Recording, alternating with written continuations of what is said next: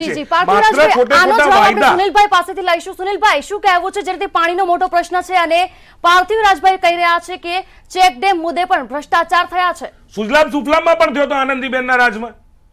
સુનિલભાઈ, બંને વખતે ચેકડેમની વાત કરીએ, સુજલામ સુફલામની વાત કરીએ, આ બંને વખતે જો કોઈ સૌથી મોટો ન્યાયાધીશ હોય ને તો એ ગુજરાતની પ્રજા છે.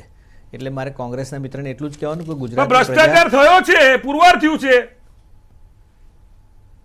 સુનિલભાઈ, ભ્રષ્ટાચાર થયો છે એ મુદ્દે શું કહેવું છે? ભાઈ, ભ્રષ્ટાચાર થયો છે કે કેમ, શું માનવું છે? ભ્રષ્ટાચાર તો એટલો બધો થયો કે 2004 થી 14 સુધીની અંદર અરે એ થી ઝેડ કહો, એ ભ્રષ્ટાચારની વાત ના કરો. તમે સુજલામ સુફલામની વાત કરો. ગુજરાતની પ્રજાને પાણી ક્યારે આપશો એની વાત કરો. હું આપને ગુજરાતની જનતાને પાણી કેમ નથી આપ્યું ને પાણી સી પ્લેનમાં કેમ વેડફી નાખ્યું? નરેન્દ્રભાઈ જે ઉડીને આવતા હતા સી પ્લેનમાં, સાબરમતીમાં અને ક્યાંક બીજે લઈ જવાની વાત કરતા હતા, એ પાણી કેમ વેડફી નાખ્યું? ક્યાં ગયું? અને તમે જે ઉદ્યોગપતિઓને પાણી આપો છો એની જગ્યાએ ખેડૂતોને પાણી આપો ને. ખેડૂતોને સિંચાઈ માટે પાણી નથી આપતા, પીવાના પાણી માટે નથી આપતા, ઇવન પશુઓ માટે નથી આપતા. મારી એવી નમ્ર અને કેટલા લીટર પાણી, સતત બીજી 10 મિનિટ બોલે, કેટલા લીટર પાણી તમે ઉદ્યોગપતિઓને આપો છો એ પણ જાહેર કરો. જી સુનિલભાઈ, મારી એવી નમ્ર વિનંતી છે કે મારા મિત્ર જેટલું બને એટલું વધારે બોલે, મોટેથી બોલે, જોરથી બોલે, ખોટું પણ તમે બોલો છો, ખોટું પણ તમે બોલો છો, ખોટું અમે પણ બોલે, જોરથી બોલશું, પણ બોલે, તમે બોલો છો, ખોટું પણ બોલે અને વધારે બોલે, તમે જોરથી. બોલો જે પાર્થિવરાજભાઈ જવાબ આપે છે, આપણે જવાબ પણ લઈશું. ના મારી એવી ઈચ્છા છે કે વધારે બોલે, કારણ કે અત્યારે વોટિંગ થઈ રહ્યું છે. આ ચોક્કસ પ્રજાને ખબર પડે કે તમે અત્યાર સુધી શું કર્યું છે. ગુજરાતનો અત્યારે મતદાર પ્રજાને ખબર પડે કે તમે શું કર્યું છે. બિલકુલ વાત સાચી છે અને આપના તરફથી એ જોઈ પણ રહ્યો છે આપની સામે. કોને એક ડેમ બનાવ્યો હોય તો એક ડેમ નું નામ આપી દો. આપની સામે જોઈ જ રહ્યો છે. એક ડેમ નું નામ આપો કે જે તમારી સરકારે બનાવ્યો. ભાઈ, જ્યારે અમે 60 વર્ષની વાત કરીએ છીએ, તમે એક ડેમ નું નામ 27 વર્ષથી તમે અહીંયા સરકારમાં બેઠા છો, એક ડેમ નું નામ આપો મને. ભાઈ, જ્યારે અમે 60 વર્ષની વાત, નામ આપો ને સાહેબ. તમે એક ડેમ બીજી કોઈ જ વાત નહીં. એક નદી ઉપર તમે ડેમ બનાવ્યો, એ નદીનું નામ અને એ ડેમ ક્યાં બનાવ્યો એ આપ માધ્યમથી, આપણા ટીવીના માધ્યમથી પ્રેક્ષકોને જણાવો. એક ડેમ નું નામ આપો. આપને ખતે એટલું જ કહેવાનું કે જ્યારે 60 વર્ષની વાત, નામ આપો ને. હું એમ કહું છું, આપ એમનું પૂરું કરી લો, પછી મને પૂછો તો હું જવાબ આપી શકીશ, બાકી હું જવાબ નહીં આપી શકું. એમનું નામ આપો. જી ભાઈ, હું તમારે હું એમના કોઈ જ સવાલોના જવાબ આપવા અહીંયા આવ્યો નથી. જી, એમને સ્પષ્ટ કરી દેજો, એમને સ્પષ્ટ કરી દેજો. આપ સ્પષ્ટતા સમજો. કોંગ્રેસના એક પણ જવાબો આપવા માટે ભારતીય જનતા પાર્ટીનો કાર્યકર અહીંયા આવતો નથી. ભારતીય જનતા પાર્ટીનો કાર્યકર સામાન્ય પ્રજા સાથે શું કામ કર્યું એનો હિસાબ કિતાબ આપવા અહીંયા આવે છે. તમારી જેમ બૂમો પાડીને બોલવા માટે નથી આવતો અહીંયા. બંનેને રોકવા માંગીશ. મહત્વના સમાચાર સામે આવી રહ્યા છે. અરુણ જેટલી મતદાન કરી રહ્યા છે, મતદાન કરવા માટે પહોંચ્યા છે એસજી હાઈવે પર આવેલી હાઈસ્કૂલ ખાતે.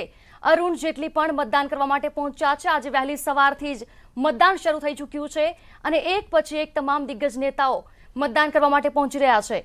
તો રાજકોટ ખાતે વિજય રૂપાણીએ પણ મતદાન કર્યું, નરેન્દ્ર મોદીએ પણ મતદાન કર્યું છે નિશાંત હાઈસ્કૂલ ખાતે.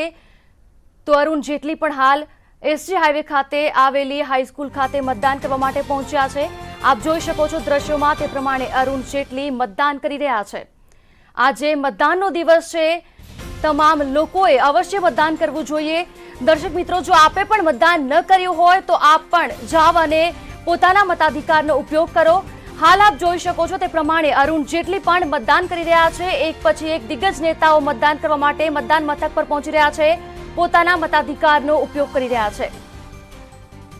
તો અત્યાર સુધીમાં કેટલું મતદાન થયું છે તેનો આંકડો સામે આવ્યો તે પ્રમાણે આપને જણાવી દઉં. 40% મતદાન અત્યાર સુધીમાં થયું છે. 40% મતદાનનો આંકડો અત્યાર સુધીમાં સામે આવ્યો છે. તો ત્યાં સુધી 40% મતદાન થયું છે. હાલ પણ એક પછી એક તમામ દિગ્ગજ નેતાઓ પણ મતદાન મથકે પહોંચી રહ્યા છે.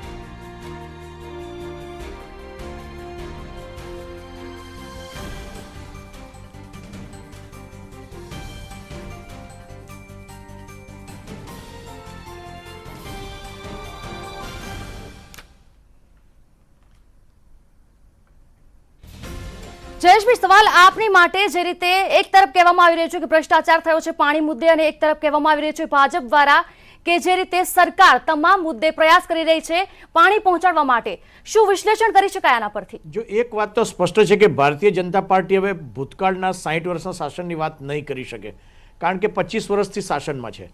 બીજો મુદ્દો છે કે વિઝનરી પ્રોજેક્ટ, હું એવું કહું છું કે કોંગ્રેસે શું કર્યું એ વાત નથી કરવી. ઉત્તર ગુજરાત, પછી બનાસકાંઠા હોય, સાબરકાંઠા હોય કે મહેસાણા હોય કે પાટણ હોય, ત્યાં ફ્લોરાઇડ વાળા પાણીથી પ્રજા છેલ્લા 40 વર્ષથી ત્રસ્ત છે. 25 વર્ષમાં શું કર્યું ફ્લોરાઇડ વાળું પાણી હટાવવા માટે? પાણી સ્વચ્છ મળે પીવાનું, તેના માટે શું કાર્યો થયા? એ એક ખરેખર એના ઉપર ભારતીય જનતા પાર્ટીએ ખરેખર ધ્યાન રાખવાની જરૂર છે કે જેથી આવા પ્રશ્નો ઊભા ન થાય, પ્રશ્નનો જવાબ આપવાની મુશ્કેલી ન પડે એવા કાર્યો થવા જોઈએ. પાણી માટેના અલગ મંત્રાલયની વાત આજે જ્યારે 2019માં થઈ રહી છે, તો નરેન્દ્રભાઈ જ્યારે ગુજરાતના મુખ્યમંત્રી હતા ત્યારથી જ જો પાણી માટેનું અલગ મંત્રાલય કર્યું હોત તો કદાચ ગુજરાતમાં પરિસ્થિતિ ન હોત. હા, ગુજરાતમાં જે 1990માં પરિસ્થિતિ હતી અને 19માં પરિસ્થિતિ છે